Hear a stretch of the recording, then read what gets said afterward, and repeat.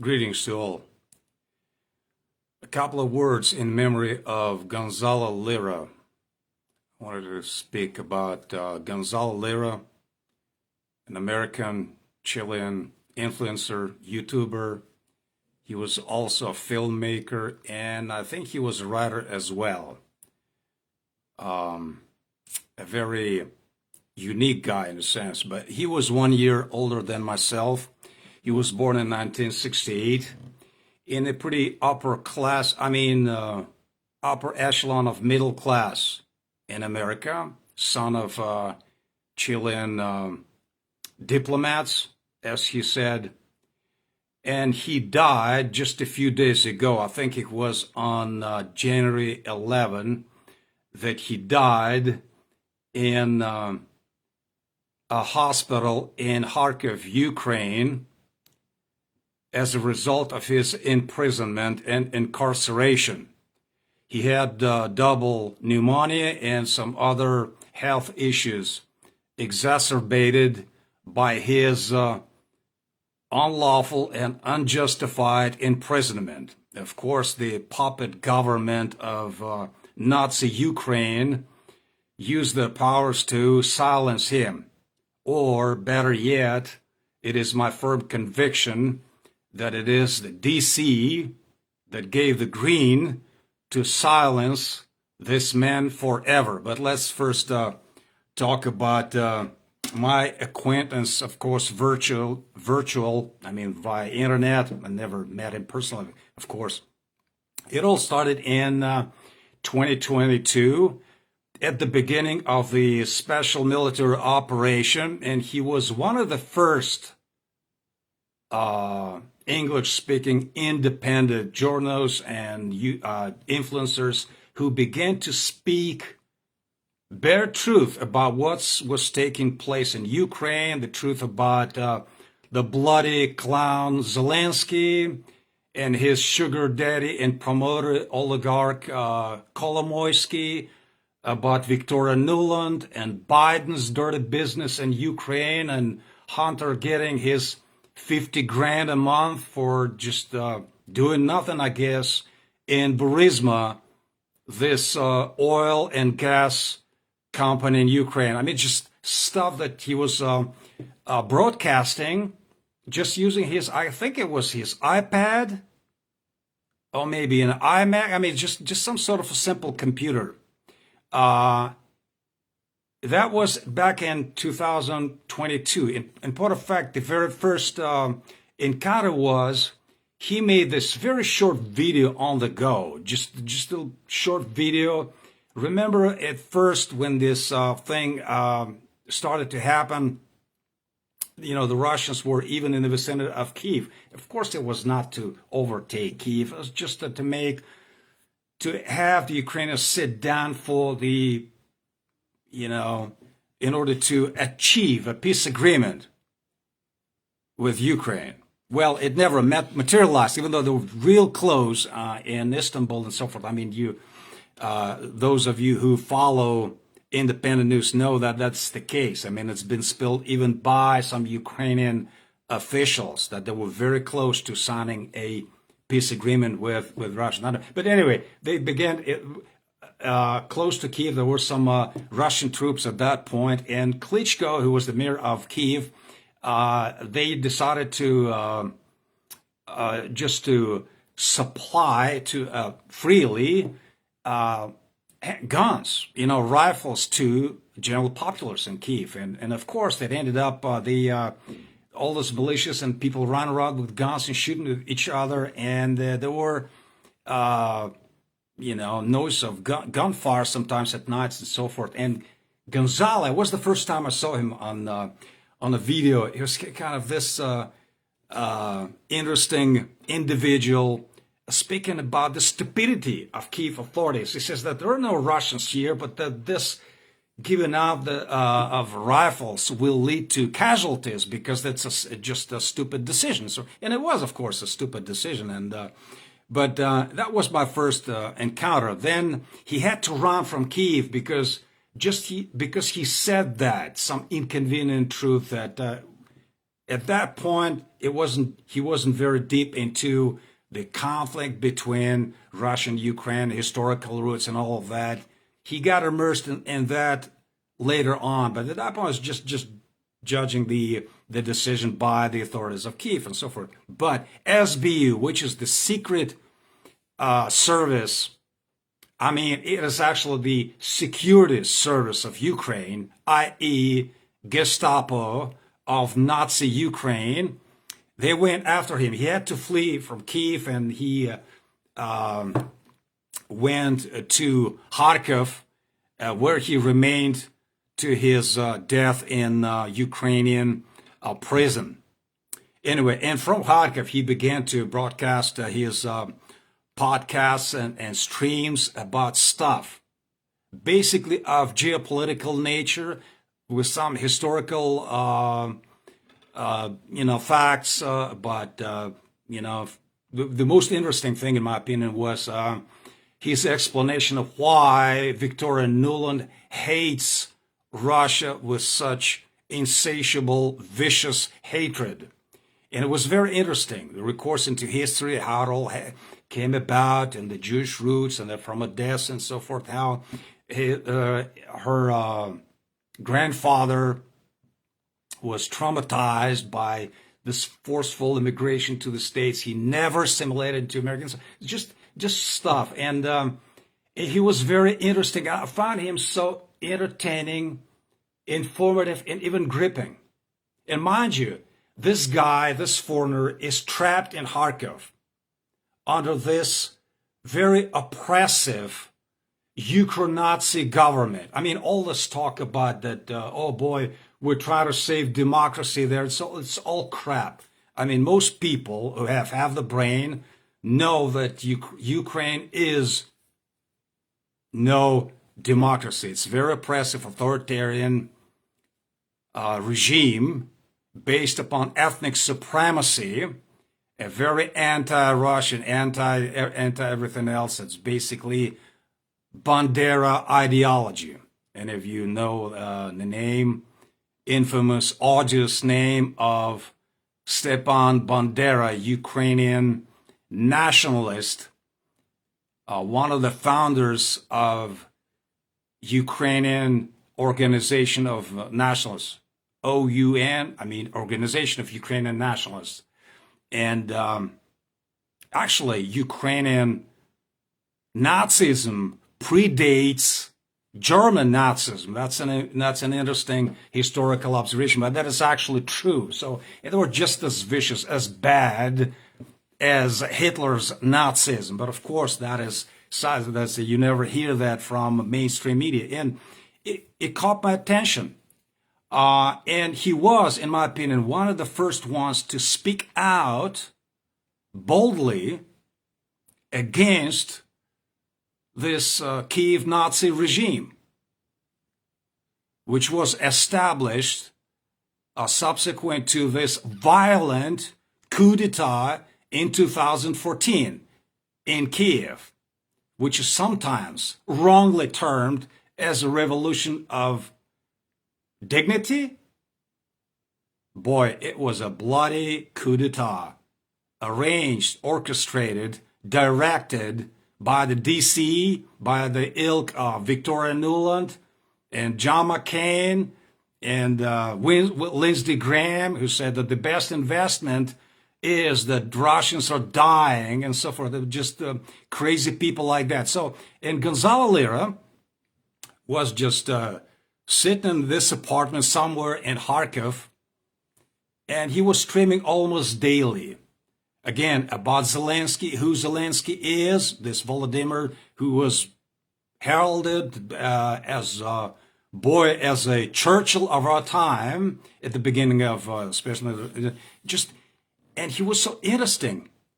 I heard Lionel's Nations, this YouTuber, the other day, and he said that even though Gonzalo Lira was not as deep probably as Duran, again, the alternative news channel run by two ethnic Greeks, Alex Christoforou and Alexander Mercouris, one stationed in London, the other one in Nicosia, Cyprus, or as guests of Judge Napolitano, if you follow his YouTube channel, which I would recommend because he's on the right track. He has good people like Douglas McGregor and Larry Johnson, Ray McGovern, Alistair Crook from Britain, wealth of knowledge on geopolitics and so forth.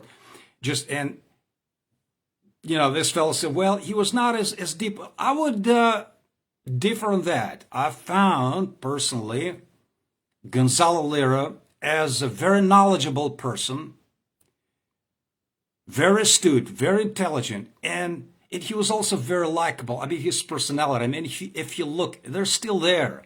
His videos are still on YouTube, and it's interesting that the the big platforms, the big big digit, whichever you call it. I mean, all those platforms, even though they're heavily controlled by the deep state and the algorithm is manipulated. So when you're looking for some news, any news, you will have. I witnessed that a lot.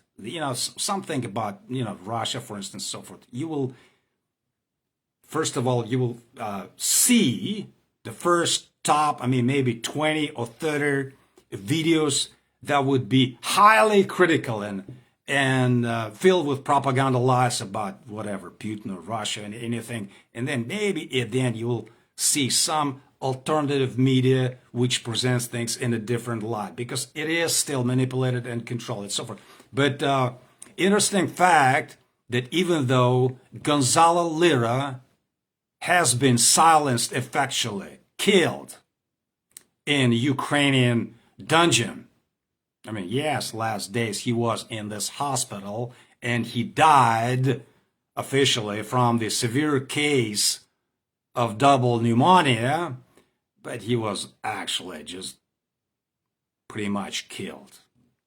And the rumor has it that this witch, Victoria Nuland, is behind it because and I agree with that. I actually heard from one British independent journal. He said that Victoria Nuland is behind this last imprisonment, and she actually gave the green to kill him by the Ukrainian Nazis, who are vicious dogs of that Kiev regime. But I said it's the second imprisonment. Now, Gonzalo began speaking from Kharkiv, Ukraine, in 2022, almost daily. And so I got glued because, I mean, if you watch him, he's not only entertaining, I mean, he had this mannerism about him. It's as though he's talking to you. He would be like, you didn't know that, huh? Yeah, I'm really telling you. So he was, by the way, in the past, prior to this, his involvement in geopolitical stuff, he was well known, and hated by some as a red pill coach. He ran a channel with that same name, I believe, Red Pill Coach, where he gave all sorts of advice to young dudes about how to date a girl and so forth. And it's interesting. Gonzalo was an interesting person. He was a combination of kind of right-wing views. He was a libertarian with right leanings, very well educated. As I said, he comes from this pretty well-to-do family of Chilean diplomats. He got a good education. I mean, you could tell. I mean, watching even one stream or video of his, that this guy is not stupid. He's very smart, very astute, and so forth. He's knowledgeable. And so he's from this upper echelon, and therefore he had this right leanings, very conservative. But he was an interesting fellow. Some of his views were somewhat controversial about man and so on. But I didn't know that prior history. I met him pretty much in Kharkiv about this current war, and he began to speak very boldly about the nature and what led to this conflict, this proxy war by United States and NATO and their European puppets, those elites, very sold out to this American idea of just pushing everybody aside. And so he was so bold. And he got incarcerated by SBU, by Ukrainian Gestapo, by this security service of Ukraine, first time in 2022, in April, I guess. He just disappeared. And we were all so scared because we knew what those thugs were capable of doing. And people also say, look, there's no Nazis in Ukraine because, and the argument they use is that, well, Volodymyr Zelensky is ethnically Jew. Therefore, your argument, Renat, that Ukraine is overrun by Nazis is invalid because Zelensky is a Jew. Well, that doesn't say anything. Well, Ihor Kolomoisky, who's one of the biggest oligarchs in the current Nazi Ukraine, is also ethnically Jew. He has also Cyprian citizenship. But nevertheless, he created Azov Battalion, explicitly, overtly Nazi battalion, with overtly Nazi insignia, swastikas, and all of those SS signs all over the place, including probably their private places. I mean, they're just overtly Nazi. They don't even hide it. I mean, they Sieg Heil and they do all those things which are hallmark of direct Nazism, just a textbook Nazism. So, and he's also a Jew. And by the way, Gonzalo made a very good video. I think it's just the title that something Zelensky, who is Zelensky, where he explains how Zelensky came into power. He was an actor. Volodymyr Zelensky was an actor. And he played a role, and not a very bad actor. I mean, he was a pretty good actor as such. And he played this role. They made this show, TV show, which was called The Servant of the People. And this show, the TV show in Ukraine, was sponsored by Kolomoisky, that this guy, the big money. And they created the show, promoted the show, and this show, in the course of the series, his, I never watched it, but I know that this role that Zelensky is playing, he becomes in that show a president of Ukraine. So after that, they have real presidential elections in Ukraine, and lo and behold, Zelensky gets into the office. He gets elected. Well, in part, they played on the public opinion polls that Poroshenko, the previous guy, the post-Maidan, the nationalistic the power, which came illegally. Again, Maidan of 2014 was an illegal, violent coup d'etat when they overthrew really democratically elected President Yanukovych. He had to flee for his life, for crying out loud, and they installed a puppet pro-Western, pro-NATO government, and so on. And where was that? Yeah, so Zelensky. And so Gonzalo, he was in many of the things that, even though, I mean, I'm sitting here in Russia, that I didn't know, and I found him extremely informative and entertaining and very reckless. And people will say, look, Gonzalo, you're sitting in Nazi Ukraine. They might do something bad to you. Shut up, get out of Ukraine, and then maybe you can continue your whatever you're doing, your service. But he was insistent that he was just so bold. So SBU comes after him first time in April 2022, and Gonzalo just disappeared for a couple of weeks, and we were so scared to death. Everybody was praying and so forth. By the way, he was not a believer, unfortunately. and he was open about it, very skeptical and so forth.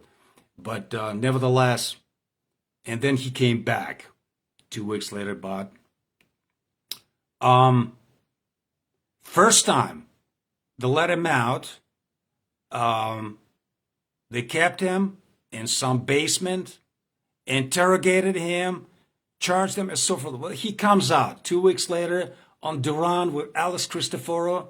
We see Gonzalo. Now, his beard, he wore this kind of messy beard, was a bit wider. Some gray was added, and he said that he was, in his own words, that he was emotionally rattled, physically was okay. They didn't beat him, they didn't torture him at first time, but they emotionally, they shook him. And you could see that. It took some toll on him. And they also made him sign a document that he was not to leave Ukraine.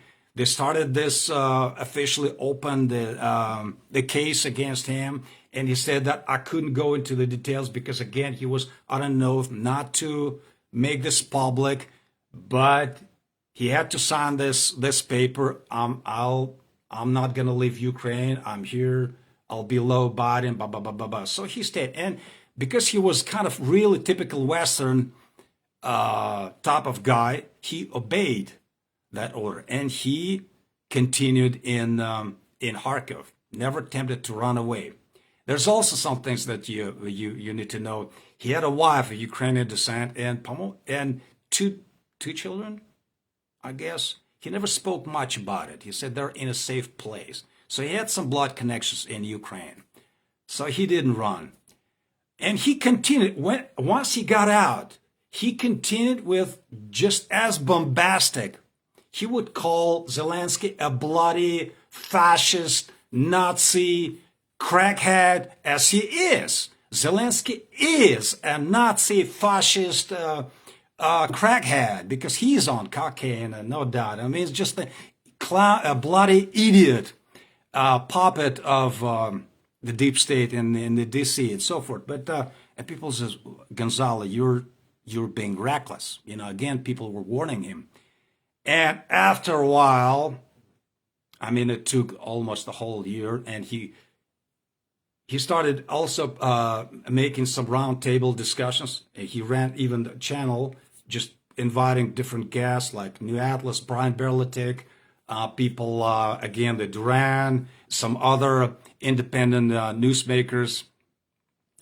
What happened after his first imprisonment? They had Scott Ritter. Those of you who know Scott Ritter, is also pretty big as an alternative kind of YouTuber and political and military analyst, and he has some knowledge in that sphere because he gained popularity as this sort of independent expert after he got booted from his work as an inspector, weapons inspector in Iraq, because he was bold enough to say that this allegation that Saddam had weapons of mass destruction was baloney, and that was wrong and so forth. They pretty much fired him. So he got on his own. Now he's speaking pretty much against the current foreign policy of the United States and the West and in general. So, well, Scott Ritter, they got into a fight. I'm not going to go into details, but Scott Ritter came up with this idea, in my opinion, just to smear Gonzalo. He said that Gonzalo,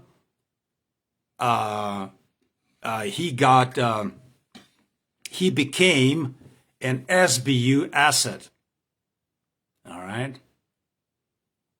That they pretty much converted him for their services to their purpose, and that now that Gonzalo got out of SBU's basement, this obviously otherwise they would have kept him there or killed him, because they don't care for human life. I mean, they've killed bunches of journalists and people, so the problem, well, so he's an SBU asset, agent. And that got around, that convinced many people. And since Gonzalo continued another year in Kharkov, some people began to believe this lie by Scott Ritter that he was, in point of fact, kind of a double agent, kind of speaking the truth, but maybe using that thing just to find out who is on the wrong side and so forth. That was the explanation that Scott Ritter gave to the continued activity by Gonzalo in Kharkov. So then he gets caught again, last year. And again, it was, I think, around April. SBU busts open his apartment. This time, see, the first time he just disappeared. This time, it's kind of public. They filmed it. There were videos of him being arrested, and he was scared to death. I mean, he was not. He was just a dude, middle-aged dude with kind of big tummy, disheveled hair, and so forth, with a beard and so forth. And you had all those Nazis clad in the armor, and it's just as though he was a Pablo Escobar, some narco dealer. So they take him down, and so they throw him into the basement. Then they officially read against him this indictment that because you're a Kremlin propaganda guy, you spreading Kremlin lies, we charge you with all those things, even though all he was doing was just speaking his mind, exercising his freedom of speech. They throw him into prison, and he disappears for approximately 3 months. Then at the end of that summer, past summer, they release him for a few days. And that was also another thing that that many people thought, well, there's something wrong about this guy. Why would they release him before the court decision? And there's some parts that are hard to understand. But the last videos of him, and you can locate him on YouTube, there's just little pieces. Probably that's the way it was filmed. He was on his bike. The SBU suddenly turned him loose for a while. They say, well, you're gonna be subpoenaed. You have your papers. You are to show up at such and such place. There'll be court decision, and they even give him his papers. So he's telling about this when he reappears at the end of the summer. I guess it was late August or something, and he says, look, here's what happened. He said, while I was in prison, he was beaten and severely. They also robbed him. They made him give them the pearls to his bank accounts because the guy was not poor. Gonzalo was previously, he has this experience in filmmaking and some other production and so forth. So he was pretty well to do. So they robbed him of 70,000+ US dollars. But that's another story. And he was pretty much, they beat him regularly in that cell. And he explains that, and he couldn't even show it because they know how to do it so that it does not show. They don't beat you. They don't punch you in the face. They kind of beat you where they know how to hurt you so that it does not show immediately. I mean, they know how to do it. So he said, but they released him before this court decision and said, I decided to take a chance. And he was saying, I'm going to try to cross the Ukrainian-Hungary border because Ukraine is hard to penetrate and because Orban is kind of he's on his own as far as EU policies, even toward Ukraine and so forth. So, and I will be asking for asylum in Hungary. That was his plan. He says, I'm about 5 kilometers away from this border. If I don't show again in a few hours, then that means they took me down. And I'll probably be thrown into a concentration camp where I will likely die. Most likely I'll die. He says that in so many words. He says that I'm probably not going to make it. Even the inmates in the prison, they told him that if they really cast into that shithole, you're not going to get out of there. So And he said, just letting you know that you spread the word and so forth. And that's what happened. He just disappeared. Humans, no news, only that he was in fact kept in Ukrainian prison. And then a week prior to his death, on January 11, I saw a video on Duran by Alexander Mercouris and Alex Christoforou. They had his father, Gonzalo Lira Sr., who was there, and he was telling them of a very poor and deteriorating health condition of his son, and how he was pleading with the U.S. government. And mind you, Gonzalo Lira is a U.S. citizen, okay? And, well, you know, you have this repetition, well, America, we'll stand for our own. We'll always stand, you know, we'll dispatch aircraft carriers if need be. Well, we're not gonna let our guys die in some third world country and so forth. We will stand for our own. Well, it's all bull crap. And I even saw a sarcastic tweet that Gonzalo just didn't happen to be a gay basketball drug user of some sort of, you know, perverse sexual minority. Then, of course, they would use all of their administrative machine to get him out. But he was this alternative guy. He was telling many inconvenient facts about Biden's, about Victoria Nuland, about this puppet Nazi regime in Kiev and so forth. They couldn't care less. They pretty much gave them green, all right, we don't care what happens to him. Even though, and Gonzalo Sr. said, one phone call from Washington, one phone call would have been enough to secure Gonzalo's release, send him back on a plane to the United States. And that might have saved his life. Of course, in providence of God, nothing happens by chance. But we know for the fact that they're guilty. They have blood on their hands. And people in Washington, they know full well what they've done to this guy. But there's one other thing before I close, because I get emotional, you know. I felt as though I lost a friend. And if you watch Gonzalo and his videos, you might feel the same. You won't always agree with him on some things. Again, in his political views, he was more on the right. I mean, I have left leanings, you know. For instance, he judged that Pinochet regime in Chile was somehow better than the previous Salvador Allende. Many Chileans would not agree, would disagree with Gonzalo on this and something. But, you know, that aside, he was still a very genuine, very smart, to-the-point guy. He just spoke the truth as he knew it, as best he could. He would communicate it, and he was really, really good at communicating. I even envied him as a preacher.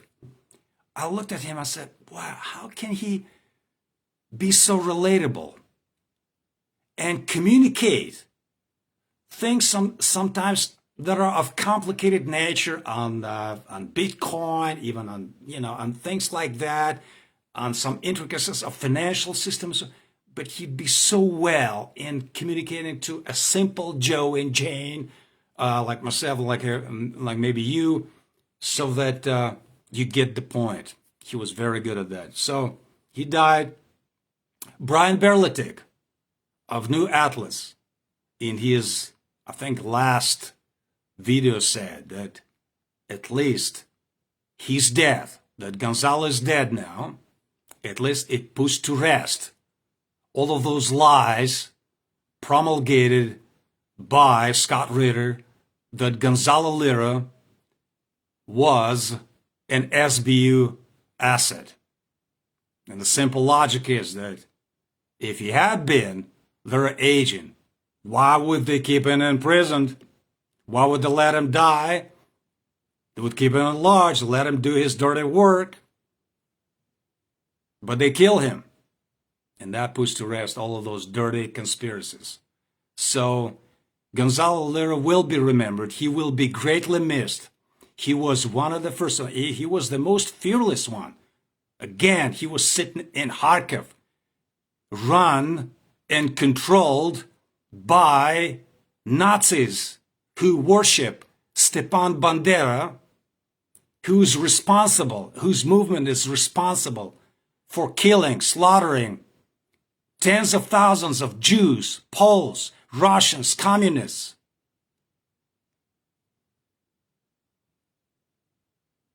Yeah, so just to let you know that if any of you haven't seen him, I would encourage you. He was a great man and good communicator, and boy, I sure miss him. And shame on the U.S. government, and of course, those bloody Nazis, Zelensky bloody regime. They will, in due time, pay for it. It's another crime on their hands. All right, that's a rant over. Bless you all.